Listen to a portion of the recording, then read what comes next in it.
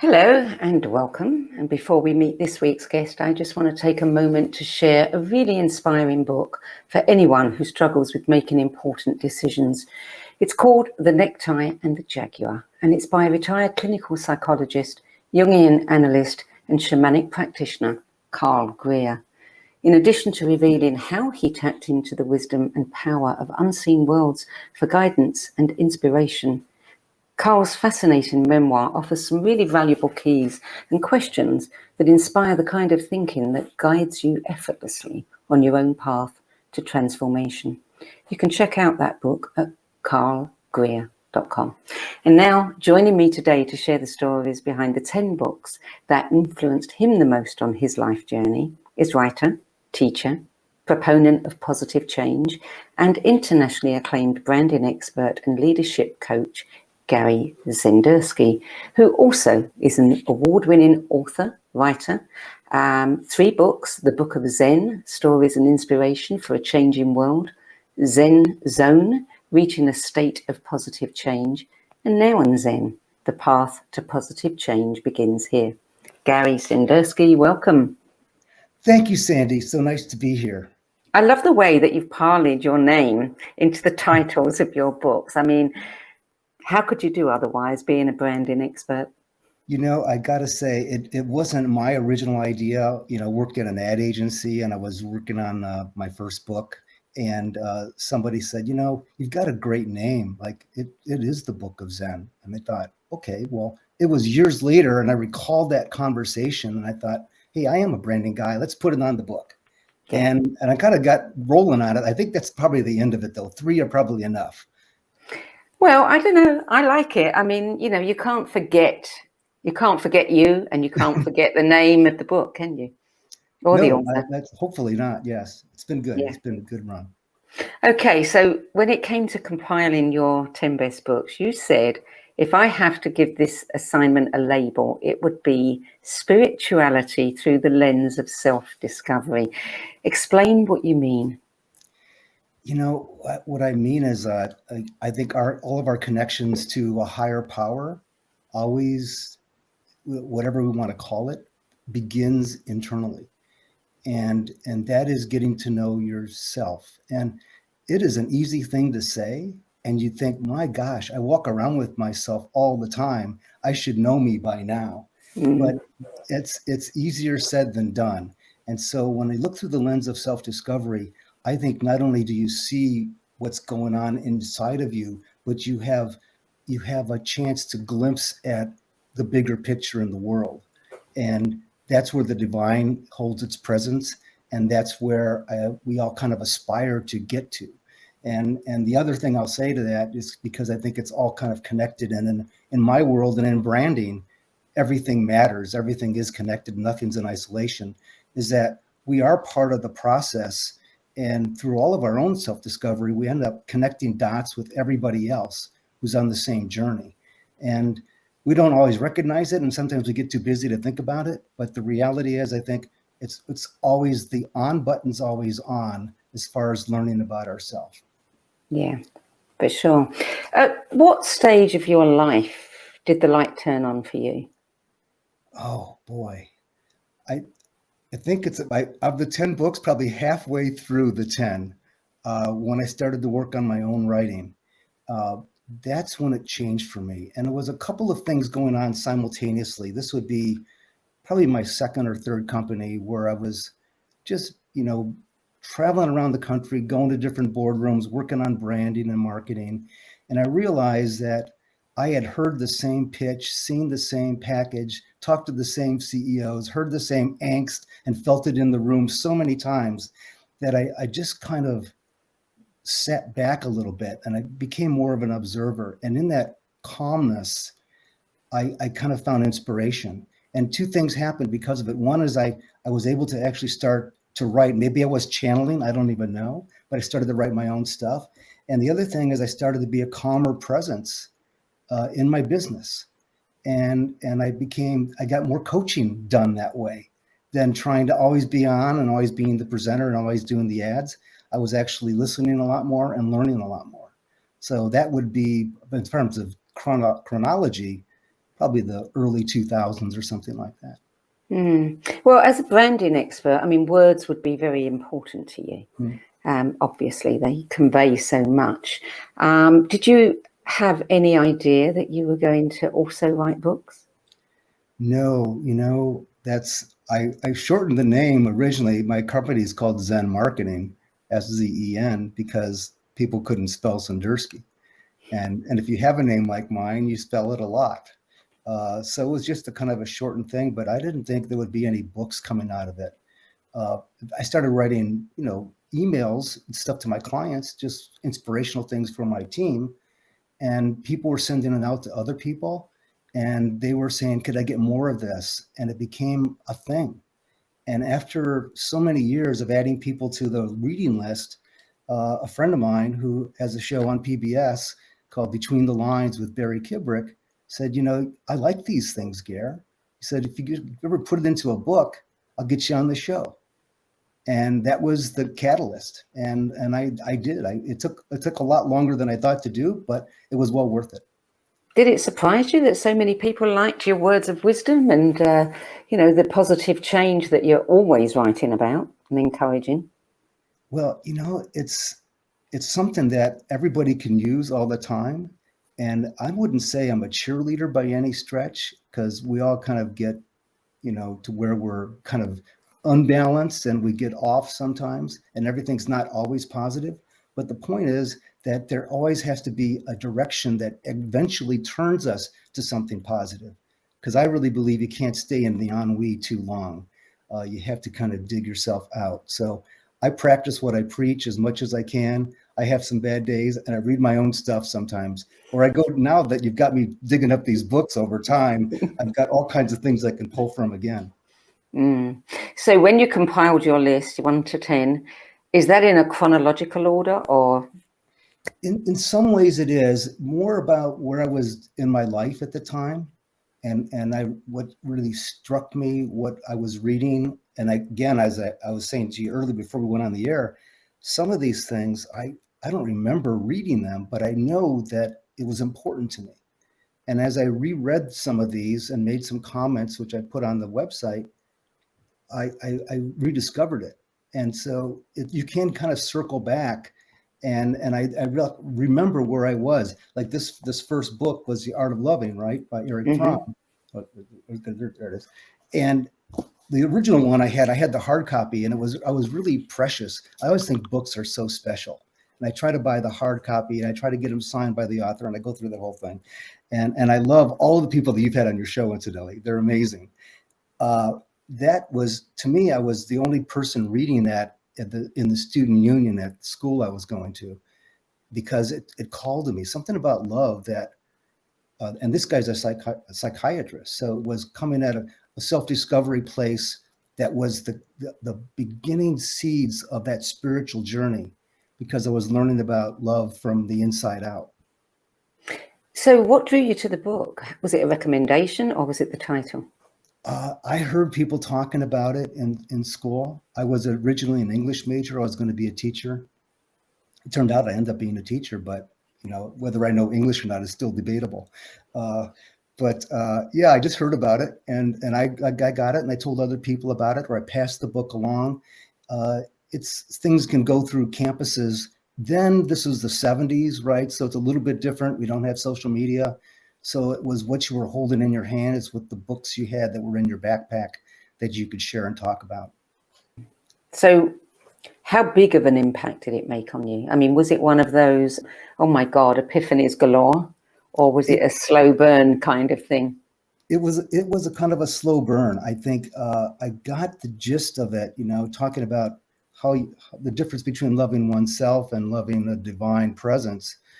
And it sparked some other books that came after that of the same ilk.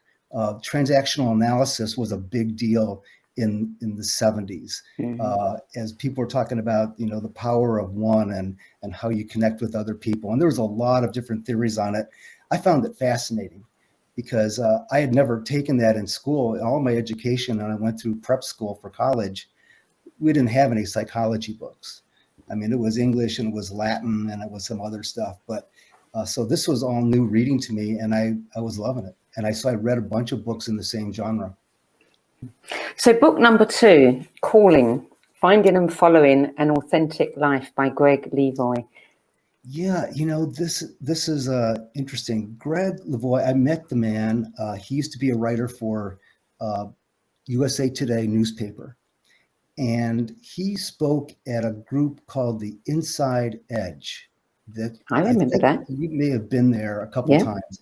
They used to have this at the University of California in Irvine, which is where I teach, at the faculty lounge, I guess. And people would come in, some great people, some famous people that would come in and talk to us. And Greg was on that list and came in, and I was fascinated because his whole book was about idiosyncrasies and also synchronicities. So things that were weird to him that would happen to other people that he could share stories with. The one example that he used in the story, in the presentation that got me to buy the book, is he kept on finding playing cards on his hikes, different cards, like legitimate playing cards. But one came up time and time again. He would find these in these random places, the Queen of Spades. And he had a baggie at the presentation showing these cards. He goes, I'm not making this stuff up, guys. And I thought that was really fascinating. And his point, really the bottom line of the book is, you got to pay attention if you want to know your calling. Someone's just not going to give you a call and say it's time. You have to listen to the signs. You have to look for the signs. And so when anybody is not sure of what they want to be when they grow up, I recommend that book, because this guy went on a pretty cool journey all over the place. But even while he was looking for something else, he would find these things, and they ended up having a lot of meaning to him, and ultimately got me to buy the book too. So it had some meaning for me. It's interesting what has meaning. I mean, as you're telling that story, I'm thinking of a book by a guy called Robert Kemp, who has a website called, I think it's sevenththunders.com. And he has this whole ancient system of kind of divination, a bit like astrology, but not astrology. And it's all done with playing cards. And the playing cards, the 52 cards, plus the Joker, are spread out through the year, and they're allocated to different days. And if you actually follow this system, you find out the Queen of Spades, may have 2 or 3 birthdays associated with it. But I would immediately want to know if I know any people who are the Queen of Spades, so that I could see the role that they might play in my life. Interesting. That is interesting. It's fascinating. He has 2 books. One's called The Love Cards, and he looks at the cards of you and everybody in your life, any kind of relationship, and tells you about karmic ties and, some of the easy aspects and the hard aspects between you. And he also has one called Cards of Destiny. And, I'm into a lot of that stuff. I've studied astrology for years and numerology, and it's very accurate. Very accurate. Yeah. I think sometimes the simplest tools, you got to back up. You have to believe it, and then you'll see it. Yeah. Otherwise, it's not happening thing. Well, I have to test it first before I believe it. Right. And I did. I tested those cards with everybody I knew, and it was pretty darn accurate. Yeah. So I'd love to go back to this guy and say, hey, look at the people. Here's some birth dates that are associated with the Queen of Spades. Do you know anyone, and what role did they play in your life? I'm going to check this out. That's fascinating. Thanks. Thank you. Yeah. Okay, let's go on to book 3, Coming Home to Who You Are, Discovering Your Natural Capacity for Love, Integrity, and Compassion. Yeah, this is a small little book by David Rico. Okay, and I got a lot of dog-eared pages in this thing. I think, he has basically, coming home to who you are is a connection of all of the pieces that make us up, meaning our values, our belief systems, our commitment to ourselves, to our family. He talks about this is a way, he gets to, he kind of coalesces it into a kind of a discussion on karma. which is everything matters, and then it matters again. Like everything that we do, everything that we think has a consequence. And coming home to who you are is really understanding that the power of that is immense. And if we could just tap into it and maybe control those thoughts and control those feelings, we could create good karma. And we all know that there's this thing when we get on a roll, good things start happening to us. It's because we maybe started with a good thing, and it's not my law, it's God's law. That's just the way things work. And so you can start to activate a series of things just based on something that maybe starts really inside of you in a small way, but you connect it somehow and turn it into a positive aspect, which becomes a karmic event that breeds other kind of karmic events. And I was fascinated by the book. In fact, I think I might have told you when I went to get this book off my shelf because it was one that influenced me, I started reading it again. And you can read it, you can just pick it up like anywhere you want and just say, okay, become as real as you can be. All right. Simple. Okay. I'm into that. I've sold me. I'm going to go be as real as I can be. Yeah. So where were you in your life when you found that book? This was a little bit later, part of a friendship that I had that's still ongoing. And I dated the woman for a long time who was a psychologist. And she had a lot of these books on her shelf already. Whether she read them or not, I don't know. But I would just be looking along and I'd say, okay, where did this? She goes, yeah, I think I saw that guy and he did it on yada yada yada. And so I would pick these things up. And so in my life, I was still drawn to like the original premise for self-discovery was the psychological aspects of our being, which is understanding how to separate the ego from the id and all the things that Freud talked about. And these guys all keep talking about it, but they put, as I got to be more mature in my spiritual journey, I would find authors like Rico that kind of put a spiritual bent on it and added the concept of karma to a psychological profile discussion. And I've never known anybody that had done that before. And it was a really nice bridge in a time where I was still open, I was still discovering, I wasn't settled in any relationship or anything, I was still searching. And to some extent, I still am. Although I'm much more grounded, and this has been years ago since I started pick this book up. I forget when it came out. I don't know if I can tell you real quick. I think it was. Let's see, 2012. Yeah. So that would be about right. Yeah. So how much of what you were reading and being impacted by did you then kind of parlay into the work that you were doing? Oh boy, that's a $1 million question, because that is really the inspiration for all of this. In my work, I don't know how I luck of the draw and all the kinds of different experiences I've had working, I ended up working with organizations and individuals going through some kind of transition, either a new product or a brand extension, a line extension, something like that.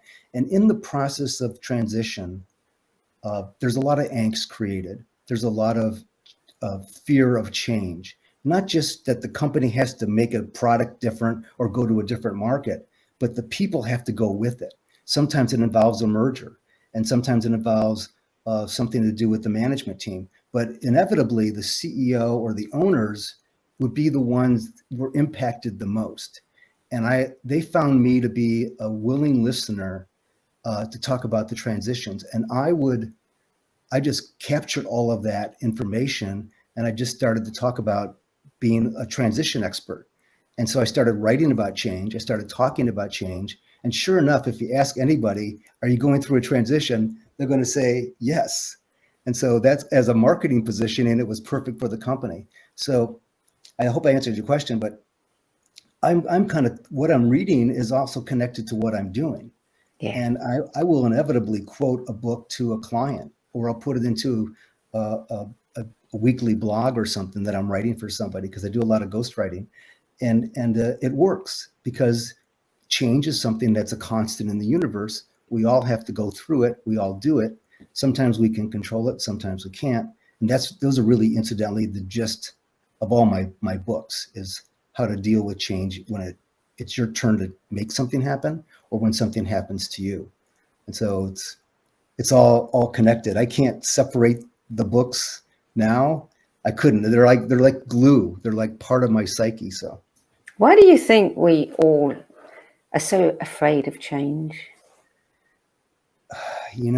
I have to admit that I don't know the answer, but I would say that the answer is it's different for everybody. And I think that's why we haven't universally figured it out.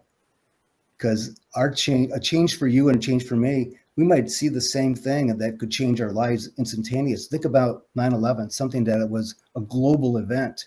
Oh my gosh, there's so many repercussions of that. That even if you weren't there, it changed you. And in that context, with all of those interpretations, there's no way to say there's a common rule of thumb for why people resist it. They don't like it. It's like it's not comfortable. We spend so much of our life trying to just get to where we can control our lives on a daily basis, that we make enough money to pay for the rent, that we can do this, that we can go there, the kids go to college, yada, yada, yada. And so you could do that, and life is kind of linear that way. But the books and everything that we're talking about in spirituality is way more holistic. It's all over the place. And when you add in quantum mechanics and a bunch of other stuff, you can see that, change is inevitable and constant. And I've just learned, and I think I've taught my clients or helped them to understand that, there's a way that even if it comes at you, you can still be the best judge of what to do next. And there's a lot of power in that. And that's fun in work, because I've got clients now that are 10, 11-year relationships, because when I first met them, they were just starting and they were going through a transition. And I helped them get there. And you know what? They're still changing. And we have the same kind of conversations we had 10 years ago. I had a lot of change in my life, and I remember when I made a major change, which was to leave England and go to America, not knowing anybody at all and having nobody with me. But one of the things I learned, and I learned very quickly, I became aware that it's human nature to make ourselves as comfortable as we can in any situation. And that took all the fear out of it, because I thought, well, I know what I'm going to do. I mean, I don't know what I'm going to do, but I do know that I'm going to make myself as comfortable as possible, as quickly as possible. And that allowed the fear to dissipate.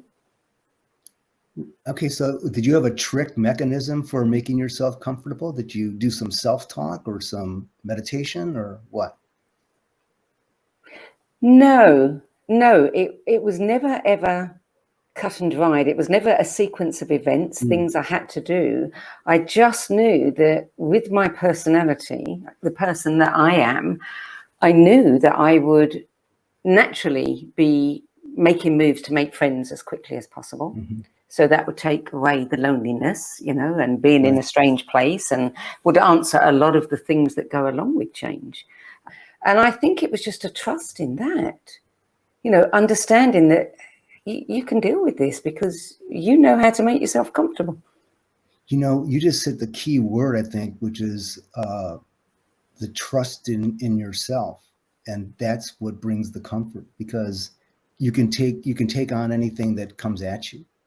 And that's an inner confidence, a sense of self-esteem, being grounded, whatever you want to call it. But I love that, because it's like what people use meditation for now. Is like, how can I get back in touch with my inner self? Sometimes, though, you learn that comfort zone is, if you can expand that, and you can only do it through your thinking and through your meditation, boy, you've actually start to get your hands around the edges of the world that we live in. And pretty soon everything's comfortable, and you don't mind getting on a plane last minute. You don't mind flying to Uglabupia because you've never been there. And you don't speak the language, but heck, I'm going to go because someone said it's going to be a good time. So there you go. Yeah. And there you are, and you make it so. You make it so. Yeah. So book number 4, this one has come up several times on people's lists. No surprise. The 7 Spiritual Laws of Success, a practical guide to the fulfillment of your dreams, by Deepak. I wrote the smallest amount on this book because it had maybe and still has the largest impact. There's just too much packed in here. I've not read on all the books that I've even talked about or thought about reading, seen anything so intense and dense in terms of what he's really talking about. He took a complicated, convoluted, a perspective by the universe and turned it into 7 simple spiritual laws, of which I happen to think that all the other people that write about it, and I include myself, have stolen some piece of his work somewhere along the way because it's that brilliant. And I think he kind of led the way of all the new age gurus in terms of making it easy for us to understand. And one of the things he says in the book over and over again is what you just mentioned about comfort. He said, basically, we have 2 ways we can be. We have the feeling of comfort and the feeling of discomfort. And that's it. And you think about life being that simple, yet all the complexities of what he's talking about, quantum mechanics and Vedic science and all of the other things that go into the spiritual world as we know it, and all the philosophers and all the prophets that have practiced that same view of the life and the world that we're in. It's amazing that he could take it and just put it into such a simple way that even a Polish guy like me can really get it and understand it. And when he came out with the audio version of that, I gobbled them up. I was passing them out to friends and stuff, and I still have people that listen to it because in any given day, if you're in a car, you listen to one of those laws, you kind of get a refresher course, and that's on your website. There's a piece of him in there somewhere. Oh, I'm sure. And comfort and discomfort. I mean, that's the GPS. That's the inner GPS system. If it's comfortable, go with it. If it's not, don't. It's that simple. And why do we make it so complex? I have no idea. I think we just, like to get our teeth into something and solve an issue. Let's have a problem and solve it. And then I'll have another one and solve that and so on. Problems are so inherent in transition and change that the first thing I do when I meet a client that's going through change, I'll say, tell me the problem, because something has to be going on that you got to fix. Yeah. And that's where they gravitate to that. Okay. Then they get stuck in the problem. You got to identify it. You don't need to live in it. You just need to know what got you there. Yeah. So book number 5, The Magic of Believing, published, written by Claude Bristol and published in 1948. Yeah, Claude wrote this book after he got out of the war, and I had never heard of it. And so again, this tracks my life. I was in Los Angeles. This would be like mid-90s, and working in an ad agency, and had my own company down in Santa Monica. And I ended up joining forces with a company in Orange County. And so I moved myself and my family to Orange County and became president of an ad agency up here. This would be like 1992 or something like that. And there were 3 principals, and the founder was a guy named Alvin Morrison. He lives in Orange County. He's Black and he was gay, and he was very successful. He drove a Bentley. And he said, I want you to be the president of my company. And so I got all the signs. This is a good thing. And I want you to join this club. And he gave me all this stuff. And he said, and you can keep your own clients too. So I kept my own, I just folded it into the new firm. So that's all backdrop for, I got to learn from this guy. How could you be, first of all, being Black and gay in Orange County in the 90s was not like a popular thing to be or do. And yet he pulled it off, and he had tremendous amount of friends, and he was just a wonderful human being. He unfortunately passed a few years ago, but he would talk about The Magic of Believing by a guy named Claude Bristol. He said, I read this book, it changed my life, and I want you to read it. And so I read it. I thought, okay, this is pretty cool. And he would quote this guy all day long. Now, in the genre of spirituality books, it's maybe not as spiritually oriented because Claude comes at it from kind of a practical perspective, which incidentally served Alvin very well. But the beauty of this story and how, oh man, how we're all connected to these threads of spiritual connectedness is Alvin had, like I told you, he drove a Bentley. He had a beautiful house looking out of the ocean in San Clemente. He had everything that you could want. And so his birthday was coming up, and it was his, I think it was his 60th birthday. It was a big deal for him. And I just had no idea what to get this guy. I mean, there was nothing I couldn't write a check big enough to give him something he didn't already have. And so I was thinking, okay, maybe sometimes I write poems for people or do something special like that. But I started looking around, and I didn't know this at the time, but I walked into this used bookstore and I found an original copy of the book, hardcover, by Claude Bristol in like 1948 with his signature on it saying, "Best wishes, Claude Bristol." And I thought, hot dog, this is it. Okay. And it was $1.25 at the store. And I just packed it up in a box. Now, then he has this party. And unbeknownst to me, the theme of the party was the magic of believing. So everybody that came in got a copy of the book and got a copy of the tape, the audio version. And the whole celebration was about Alvin and how the power of believing can get you to where you want to go. And when he opened my gift, he let out a yelp like you could not believe. He goes, "Are you friggin' kidding me?" He goes, "I have been looking for a book with this guy's signature on it across the country. I didn't care what it was going to cost. I've been looking for it. I should hermetically seal this. Why is it just sitting in a box like this?" I go, "You're supposed to have it. That's why I found it." I don't know how else to explain it, but that's the way it worked. And so that power, his magic of believing, got me to believe it. I found the book. I was drawn to it. Like so many karmic good events happen, this was one of them, and it was a big deal. I still get goosebumps just thinking about it, because you never know where you're going to find something that's going to change someone's life, and that certainly did. Yeah. Wow. Manifestation, eh? Oh man, Brilliant. You think about it, it'll happen. It will happen. Absolutely. Absolutely. Okay, another one who makes things happen, Mike Dooley, Infinite Possibilities, The Art of Living Your Dreams. You know, I don't even have to look at my notes for Mike Dooley. He's got so many books, and he's so talented, and he has such a simple, ongoing premise to everything, that thoughts become things. And he's been in the movie The Secret, and he's written Infinite Possibilities. He has a lot of interesting notions on the afterlife or the before life, depending on how you talk about it. I think Jean Houston, who's somebody that we used to see at the Inside Edge, talks about that as well in her view of the pre-life.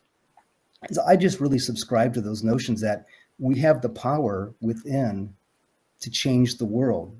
And we start by changing our own world. And it all begins with a thought. And it seems so simple that it can't possibly work.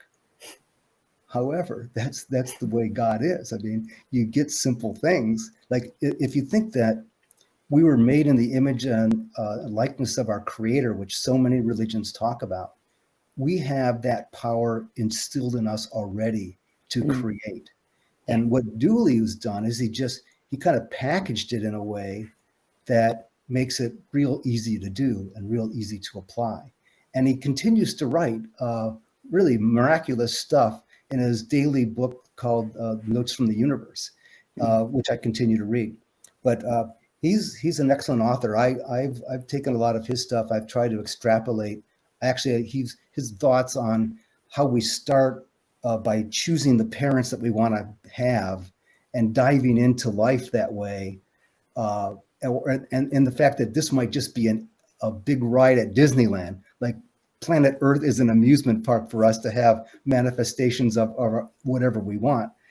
I mean, that's a pretty fun, novel way to see the world, and I kind of like it. And who's to say he's wrong? Absolutely, yeah. I actually think he's probably right. I'm gonna go with that for a while until someone proves me wrong. Yeah, I don't think anyone will. So, book number 7, Beauty, The Invisible Embrace by John O'Donohue, 2003. John O'Donohue. Let's see. I'm gonna keep on. Okay, Beauty. This this book, he's one of the most prolific, best versed writer and theologian I've ever read. He passed away in his early 40s, just died in his sleep. But he wrote a number of books. I've read them all.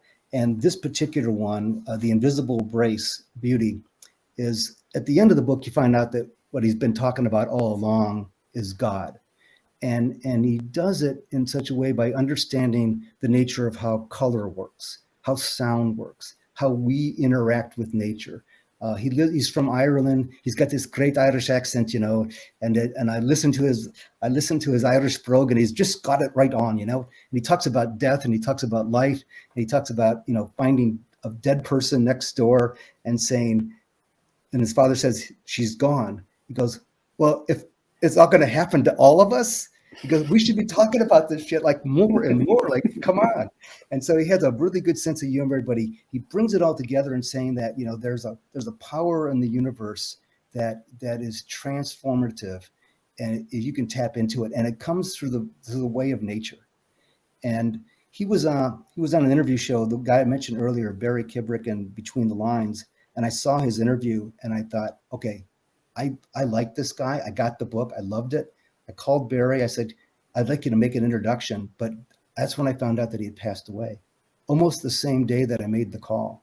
And so I never got a chance to meet the guy, and I could have, but I was so taken by his books and his powerful writing that sometimes I listen to his audio tapes and it's so brilliant. I think I am just a hack by comparison to this guy. So I went to his funeral and I participated in the mass.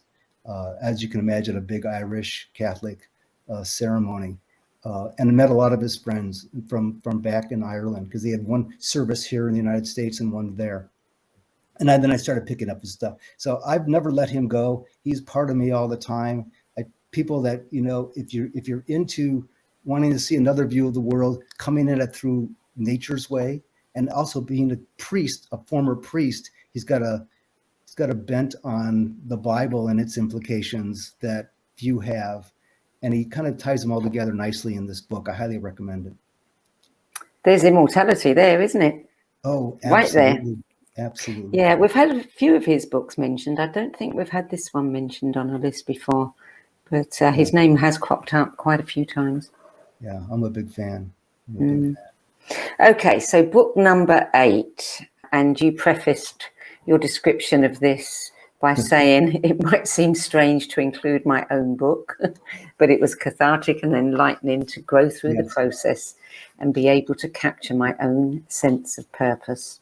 So tell us about this book. I think there's, if you have an artist or an artistic tendency, whether it's painting or drawing or singing or music or writing or whatever it is, and you find that it makes you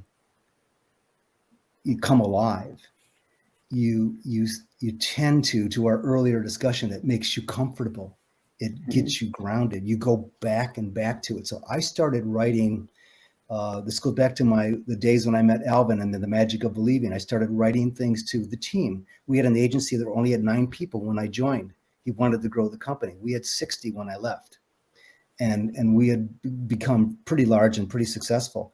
And so as we got bigger, I started, as the president, I started writing these little gems, I thought, just things about my life, inspirational things. And I put them in this book called, I love the title. You can see it. No, I can't see it. Hang on, move it. Oh, okay. Out of mind, up a bit. out of sight. Up a bit. Okay, out of mind, out of sight. Which I love to play on words on, because that is, it's used. The expression is out of sight, out of mind, but I think it's really true, more true, out of mind, out of sight. Anyway, that never got really published, but it was the fodder for the Book of Zen. And so as I continued to write, even after I left that company and started another company. I started writing a story once a week, and it was my therapy. Every Sunday afternoon, about 2:00, I would sit down with a glass of wine, get my computer out. Did you mean bedroom? Get your computer out in the bedroom. I, Sorry, I didn't find a book or device named Glass of Mine.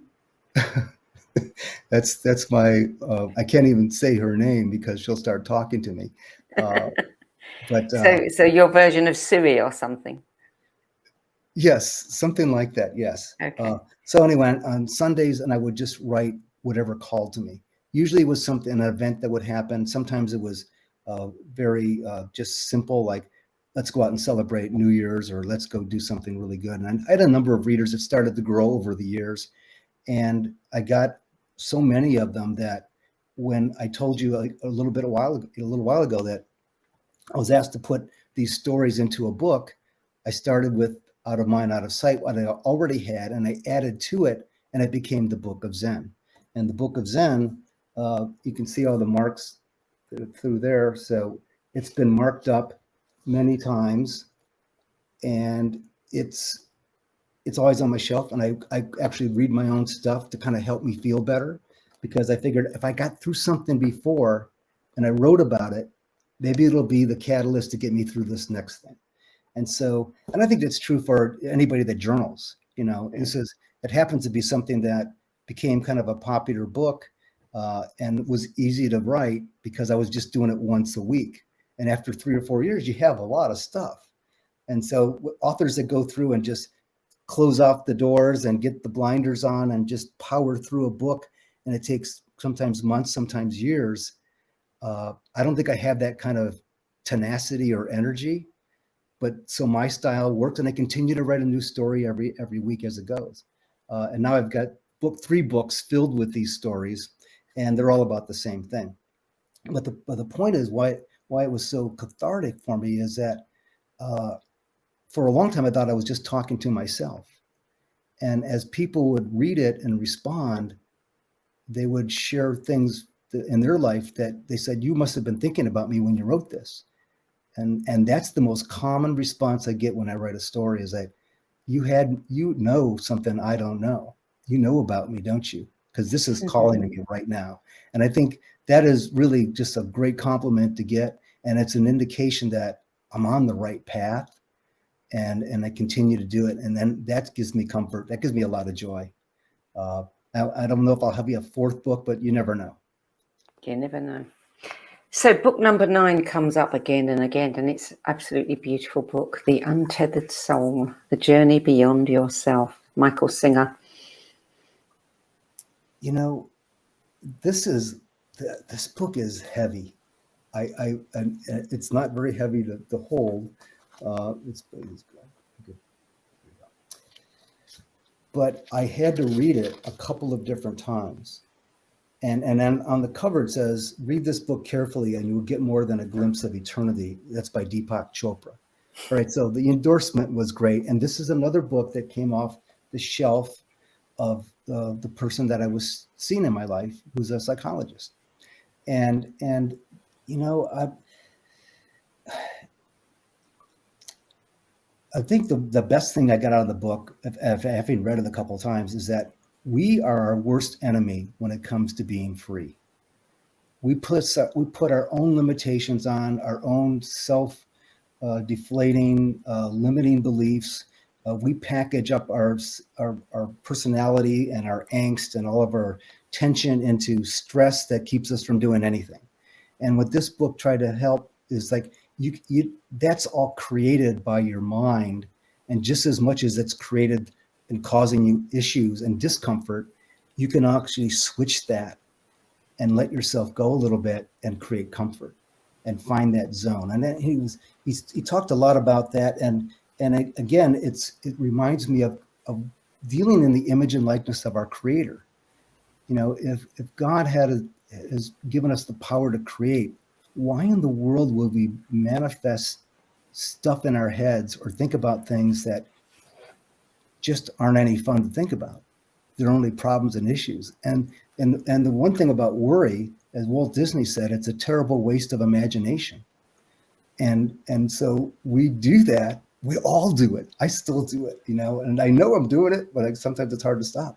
But that is why, you know, for those of us that are through self-discovery, through that lens, are actually on a spiritual path, you get back to it a little bit faster. You can self-correct a little bit smarter.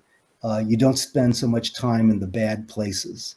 And I think, maybe do you ever get to a perfect nirvana kind of state? Maybe. Sometimes we do. Can that be lasting forever? I don't know. There's a lot of influences in the world that'll hit you. It's hard to stay isolated and keep that. So rather than try to hide out from it and get on a mountaintop somewhere and hide in a cave and be connected to God that way, it's best to be connected through the inside and just take that power with you wherever you go. And I think that's one of the things that I got from this book. And it is heavy to get to that, because I gave you my interpretation of it. I'm sure your other people that have talked about this have other versions of the same thing. And that, I think that speaks to the power of the writer. He was able to string together a lot of stuff that you go, oh my gosh, I never thought of it that way. And that's the power of it. And somebody who does that for me is the last author, Mark Nepo, The Book of Awakening, Having the Life You Want by Being Present to the Life You Have. Yes. I love Mark Nepo's work. I wasn't aware of Mark Nepo. Okay, so I'll tell you how I became aware. Let's see. I'm a branding guy. So I was working with a guy up in Northern California on a branding project, and we became friendly. And he's written a book and I've written a book, and we talk sometimes. And whenever he'd come down to Southern California, we'd meet up. And one day he calls me and said, I put your name down for this place in Mexico called Modern Elder Academy. I go, what in the heck is the Modern Elder? He says, it's brand new. It's about people that are going through changes in their life and looking through what to do in the next chapter. He said, it's by invitation only. It's in the beta. It's a school to help people kind of navigate through change in their elder years. And it has a philosophical bent to it and a spiritual one. And I put your name down. You can't say no, you got to go. And it's free. You just got to get yourself there. And so I went down to Mexico, Cabo San Lucas way, and I stayed in a mansion on the ocean with 10 other people that I had no idea who they were. We all were there at the same time, and hosted by a guy named Chip Connolly, who's written a number of books, very prolific and very successful, who started the program. Long story short is, Mark Nepo was Chip's mentor. And so he ended up becoming one of the speakers at an event for the Modern Elder. And so then the other thing I should say is that the guy that introduced me to this whole thing and how I ended up liking Mark Nepo and buying his book is these 10 people that I met are now, like, I fell in love with them within the first week.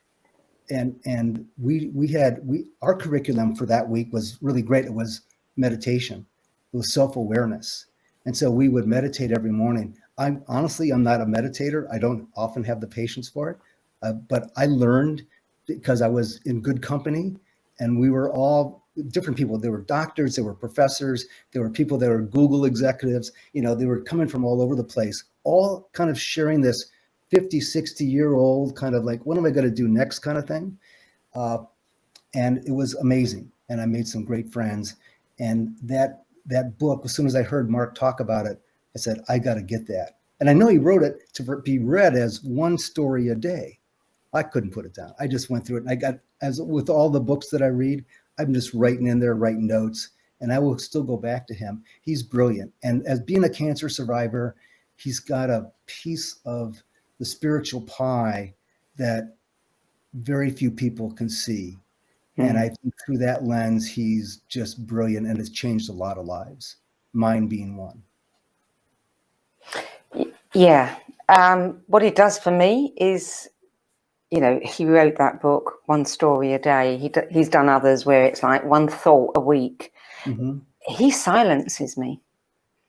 And anyone who can silence me and send me in and just be pondering, what it is that they've said, that does it for me every time.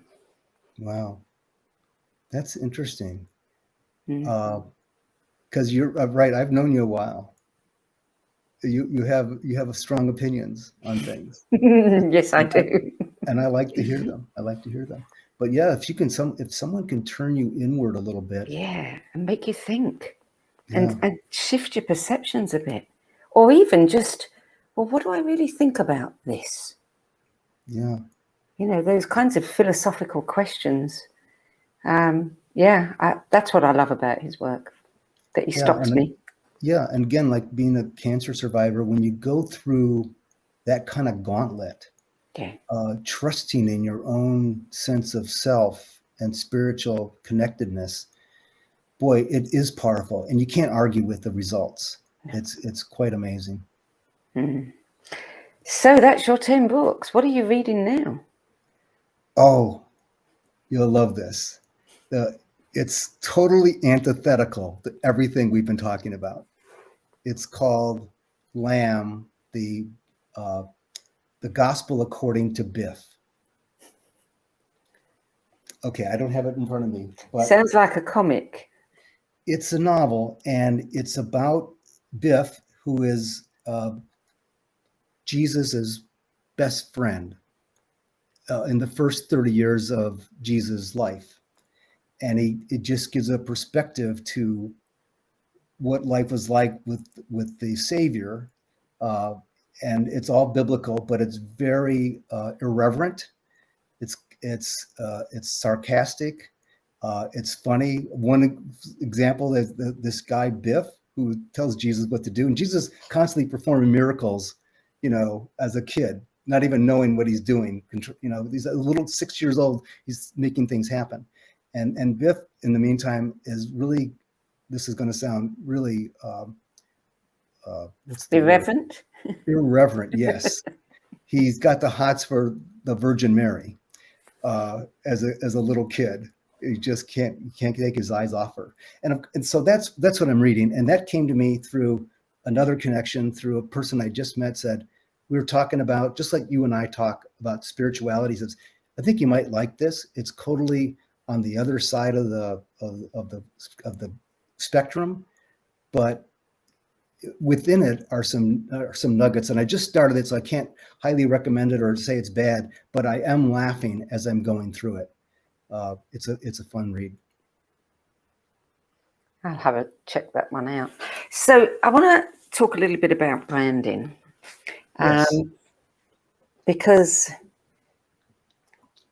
we're all branding ourselves all the time, and everything we do, everything we say, every move we make, in a way, we're branding ourselves, and often branding ourselves in a way that maybe is not the best way to brand ourselves, or certainly isn't how we want to be seen.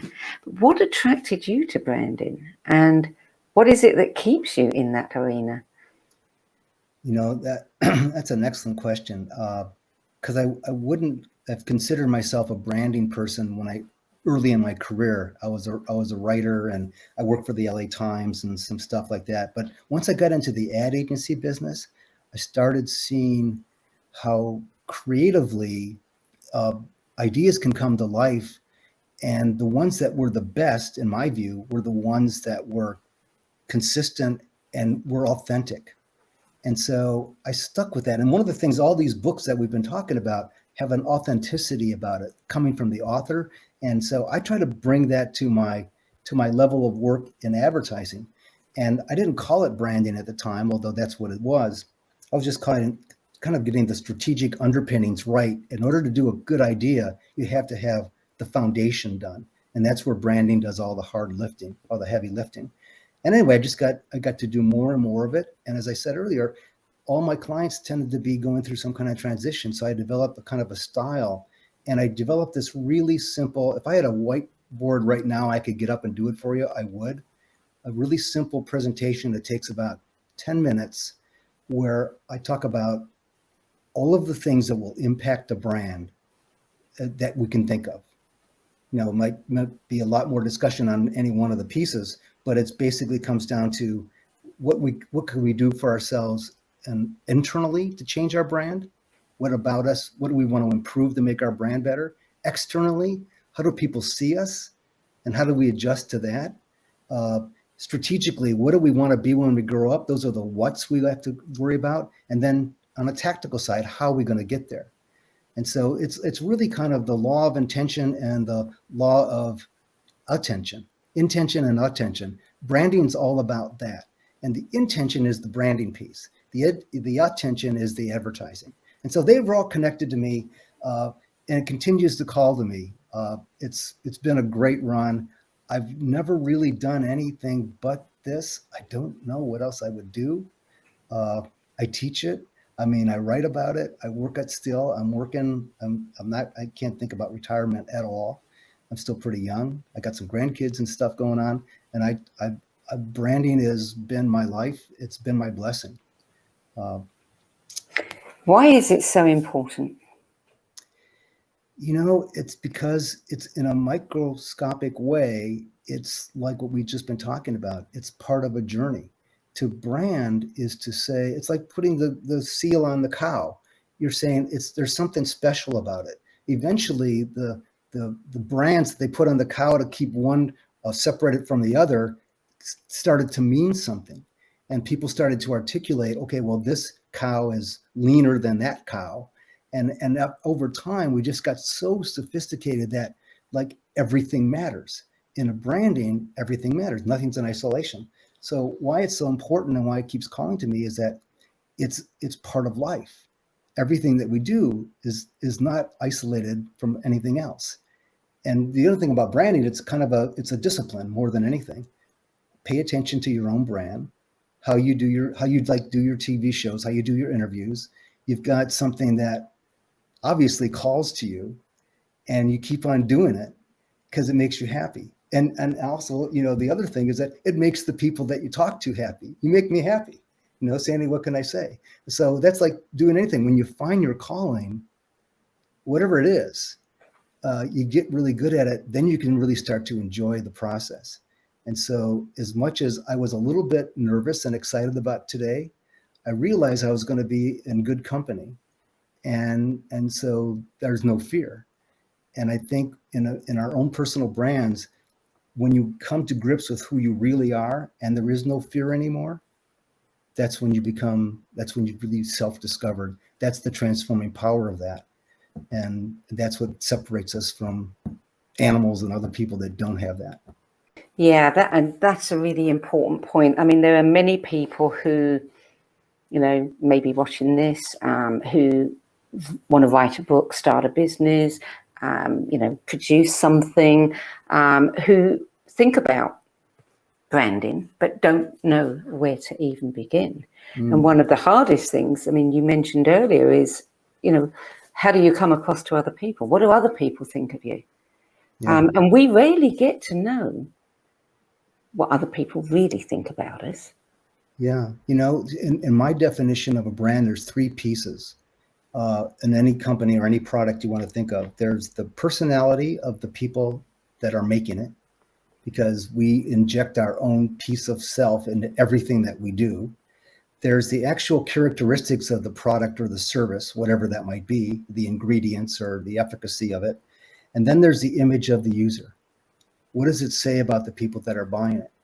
And if you can connect those dots, those three things, and pay attention to it, being authentic to the personality and being authentic in how you interpret the actual characteristics of the brand, the image of the user will always be a positive response, because you'll have given them something that kind of actually calls to them and feeds them. That's why we get so upset. Like if you go to a store and your brand's off the shelf that you really like, why? Because you developed a relationship with it.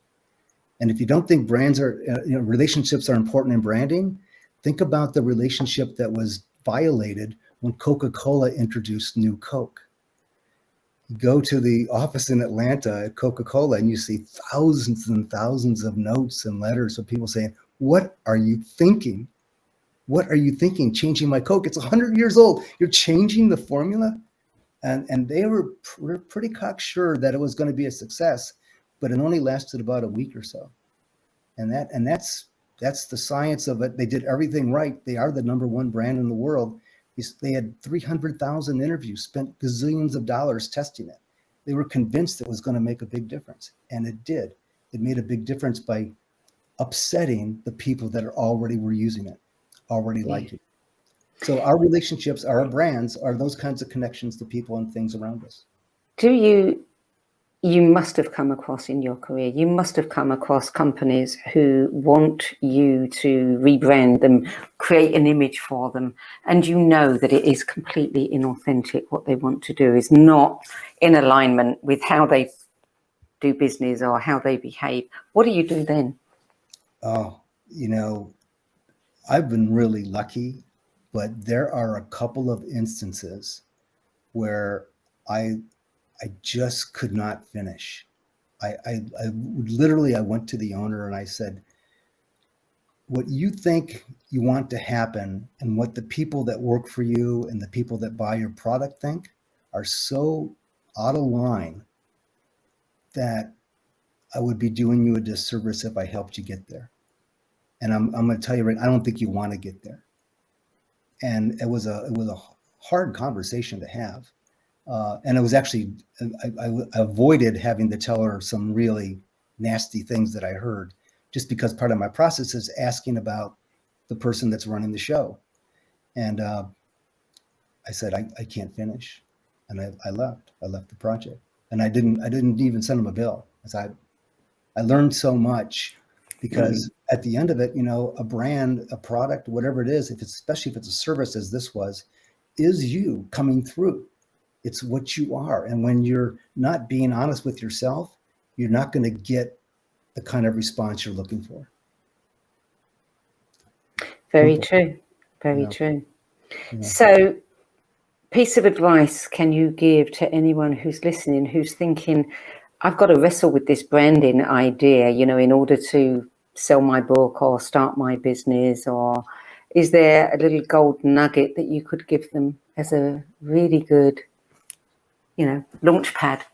Yeah, I think especially if you're starting as a startup, all entrepreneurs, they have the great big idea, and after they get the big idea, the first thing that they do is they doubt that it's a big idea. And my advice would be, don't doubt that. Believe in it, because if you doubt it, you start to second guess yourself, and then you're doing things to appease other people, as opposed to sticking with the real guts of the idea.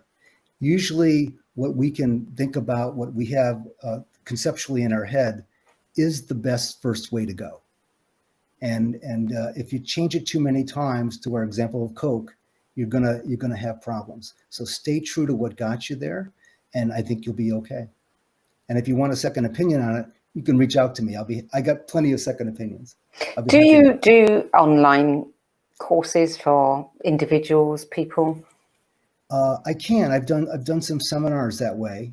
Sometimes a company will say, "Can you do something that's just germane to us or unique to us?" And we'll do a little seminar talking about, how to kind of. Usually, it's because there's something changing in the brand, a formula or something. And I also teach this at University of California in Irvine, and we still have courses. And branding is one of the things that comes up in the discussion, even if it's not a branding course, because it's so significant a part of the overall piece of marketing, which we couldn't exist without marketing. I'm convinced of that. Okay, I'm going to put you on the spot now. Okay. If there's one public person in the world that you think needs to be rebranding themselves, who would it be, and how would you do it? Oh my gosh. Oh. Well, the person I would think needs to be rebranded wouldn't want to change, and I think so. Let me think. Oh my goodness. I would think the obvious one is to pick our former president, who is a branding genius, and really made it come to life. What he missed is the last piece of that equation. He understood who he was. He understood the pieces that's going to make him successful, but he didn't understand the image of the user and the implications of that. And as a leader in that job, it's important to not be one-dimensional and just follow what you want. it's important to be receptive to the needs of others. So I wouldn't say that it's the kind of thing that's going to get someone elected, but it's the kind of thing that'll keep you true to who you are. And I think that's what we seek in leaders, and that's why it created a lot of tension, and that's why we're still suffering from that. And I'm not saying whether it was right or wrong. I'm just saying that when you have that kind of influx of what's the word I'm thinking of?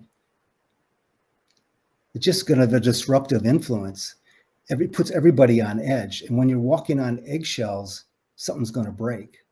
And I think we were there for quite a while. Other than that, I can't think of anybody there's lots of people I would emulate for their brands and how they think, and I quote them all the time. But fixing people is tough. We are pretty ingrained. But there are times I've seen this, an epiphany, especially when I'm working for somebody's company, where they look back at their wake and see where they've been. And it's now, instead of 5 employees, I've got one right now that I'm working on. It's been 11 years with them. We have 250, we're in 4 countries. And you say, oh my gosh, look what we did. And you look at how you did it. All you did was stay true to what you were.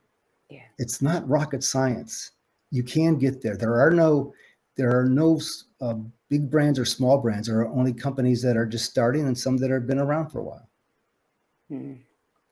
So the bottom line is authenticity. Yeah. And people can call it. And then the other thing too about branding is once you believe it, then you kind of follow that brand. It's hard to shake those beliefs. Yeah. So somebody that's really good at branding themselves is going to have a lot of followers, and those followers are going to stay no matter what. And we wonder why we can't have conversations. Well, that's why, because beliefs trump everything. Yeah. They do. And a branding, the goal of branding is to make you believe in what I want you to believe in. Yeah, for sure. Mm. Yeah, it's a fascinating topic, branding. It is. It is. I could talk about it all day long if you got some time. Another time. Okay. You got it. Gary, thank you so much for adding your 10 best spiritual books to the No BS Spiritual Book Club's library of recommendations. It's been great fun speaking with you, and I hope everybody's learned a little bit about your expertise with branding, because this is something that I don't think many people think about, but is germane to all of us. Yeah, thank you so much. I've really enjoyed this. It's gone fast. I mean, you're good. You're really good. Thanks, Sandie. I appreciate it very much. Oh, you're welcome. Okay, we've got a few corrections, I know, to make to your page on the website, but if you want to go and read what Gary's written, you will find his page on the website at the NoBSSpiritualBookClub.com.